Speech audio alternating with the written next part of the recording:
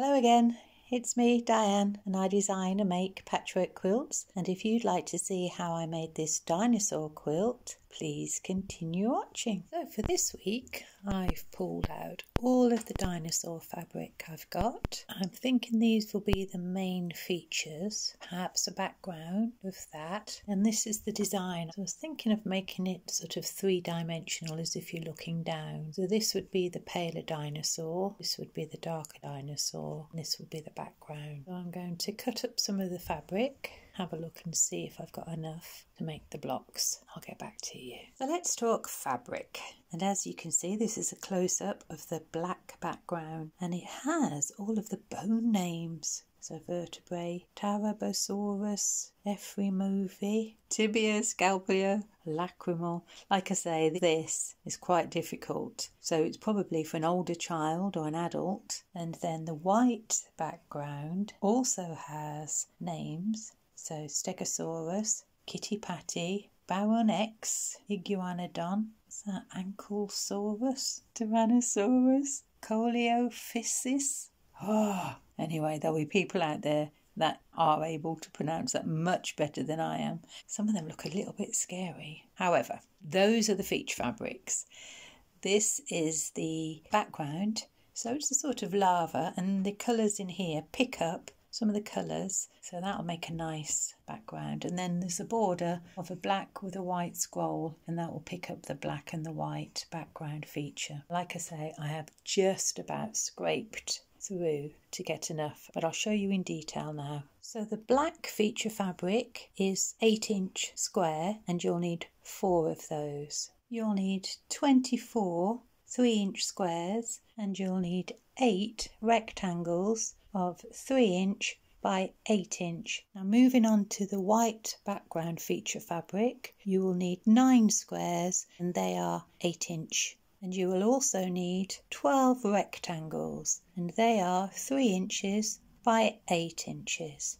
For the background fabric, you will need 12 rectangles, and they also are 3 inches by 8 inches. And in the background fabric, you will need 82 3-inch squares, and you will need 1 4 3/4 inch background fabric, and 1 4 3/4 inch in the border fabric. And lastly, you'll need your border fabric. That's it. Now I'll show you the blocks.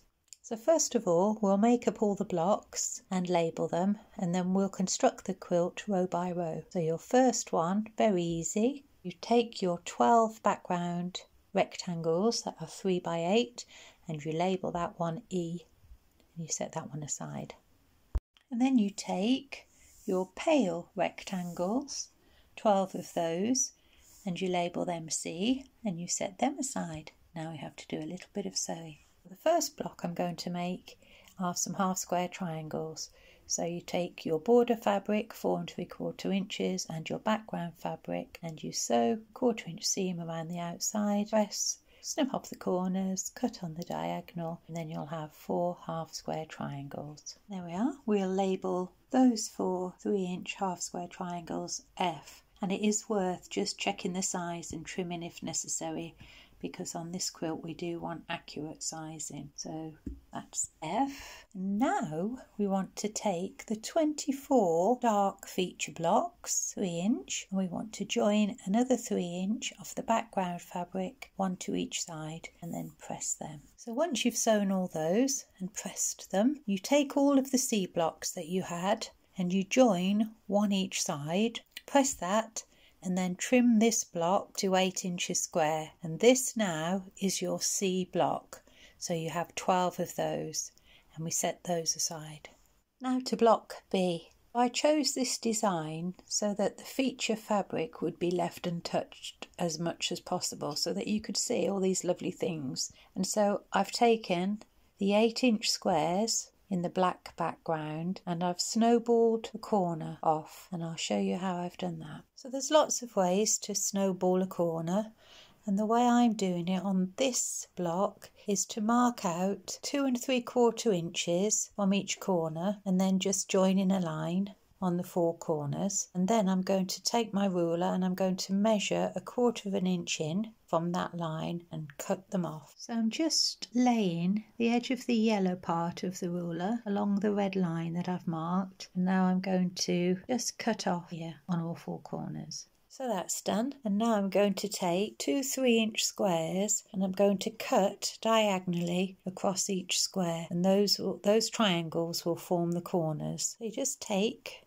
one of these half square triangles and you place that on the edge. You can see that the points are overlapping, and then you just sew just under 1/4 of an inch seam there. You do that on all 4 sides. So I've sewn those, press them open, and I'm just about to trim up to an 8-inch block again, and I'll do that for all 4, and then I shall do exactly the same thing with the white 8-inch squares, snowball the corners exactly the same. There we are. That's all of B block complete, and I've pressed and trimmed those to 8-inch squares, and I've also completed all of A block, and they've been pressed and trimmed same, and now there's 1 block left, and that's D block, and for that you'll need your 8 3-inch by 8-inch rectangles with the black background, and you'll also need 8 3-inch squares. And so D block, you snowball the corners exactly the same way as you did with the big feature fabric squares, and just pay attention though if you've got directional fabric, because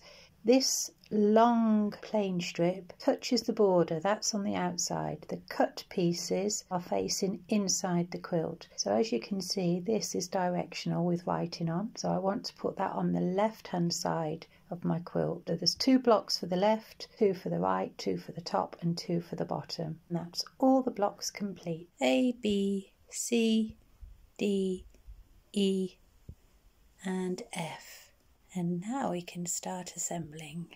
So we're going to start with row 1, and we begin with F, and we have the border fabric facing out and towards the left. We have an E, a D, an E, a D, an E, and then finishing with an F with the border fabric facing out, up to the right. So that's row number 1 complete. So I've pressed row number 1 going to the left, and so after I've sewn row 2 I will press that one to the right, and then I will alternate left and right so that all the seams nest nicely when we come to put them together. So for row 2 you start with an E, A, C, A, C, A, and finish with an E. And that's the second row in. Going to come together really quickly now because these blocks are 8 inches square. So I'll show you those. Now we're moving on to row 3, and we start with a D, C, B, C, B, C, D block. And in the row above, in the C blocks, the white band went across, and in row 3 we're coming down. And I have to be cautious because this middle one is in the dove grey background, the other 2 are white, and you just want to make sure about directional fabric, and we'll put those ones together. So that's row 3 sewn, and I really like the way now that it looks as if the white on the top is floating and the black is receding. That was the look I was going after. And it's a very versatile design. I think you could use this with lots of feature fabrics. I think it would look really nice in solids if you wanted to have a modern quilt. Let's get back to our dinosaurs. So we're on row 4 now, and row 4 is the same as row 2. So it's E, A, C, A, C, A, E. And for me, this will be a dove grey on the outer A blocks, and a white inside, and the white bar that's going across this one will also be in the dove grey.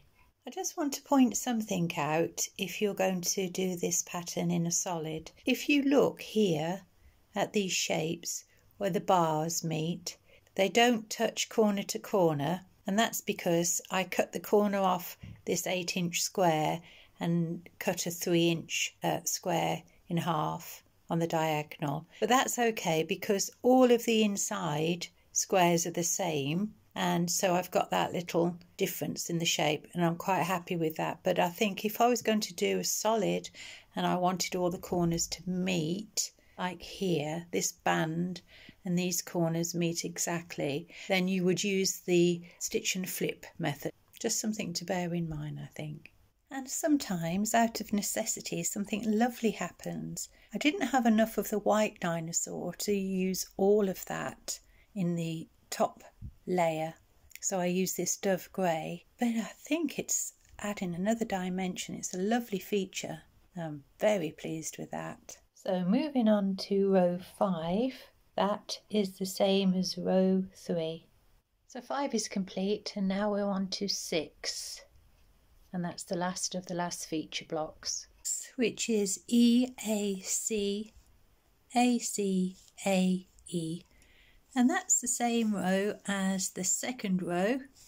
And that finishes now the inside of all these big feature blocks. So I'll show you that one. And now we just have one more row to go, row 7. Here's a 3-inch strip, and it's F, E, D, E, D, E, F. So it's like the first one, and that finishes off the blocks. And that's it. So join these two pieces together, and I'm going to put a 2.5-inch border around, and then I'm going to piece the back, and I'll show you that. So it's all finished. I did use some of the dinosaur fabric in the back. There's some Riley Blake in there, some of the bigger pieces, just to make a scrappy back, and I'll show you the front. Well, in this quilt I wanted to use this feature fabric and leave it as large as possible, the pieces, so that you could see all the dinosaurs that were in there. And I wanted to have a design, a sort of 3D, so I do think this white appears to be floating above the grid of the black, which I enjoy. And I think this design could have a lot of uses. You could make it in solid fabrics, you could enlarge it quite easily. So yes, I'll be using this design again one day, I think. So if you've enjoyed watching this video, please subscribe, give me a thumbs up, hit the notification button, and then when I make the next quilt, you'll be able to catch it. Thanks for watching. Take care, everyone. Bye.